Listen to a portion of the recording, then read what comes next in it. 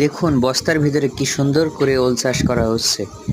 এভাবে ছাদের উপরে বাড়ির উঠানে আপনিও চাইলে বস্তায় করে ওল চাষ করতে পারেন। এতে করে আপনার ওলের ফলনও ভালো হয়, খেতেও অনেক সুস্বাদু হয়, গাল ধরে না এবং অনেক নরম হয়। এভাবেই ওল চাষ করে আপনারাও স্বাবলম্বী হতে পারেন এবং বাড়ির আঙিনায় লাগিয়ে সৌন্দর্যও বাড়াতে পারেন। যেমন বাসার আশপাশেও ওল চাষ করে বাড়ির সৌন্দর্যটাও বর্ধন করতে পারেন।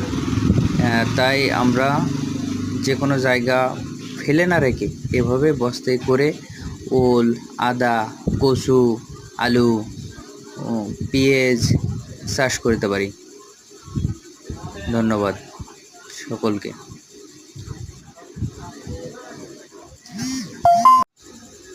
তাই আমরা আসুন কৃষিকে এক ধাপ এগিয়ে নিতে সহায়তা করি। ধন্যবাদ।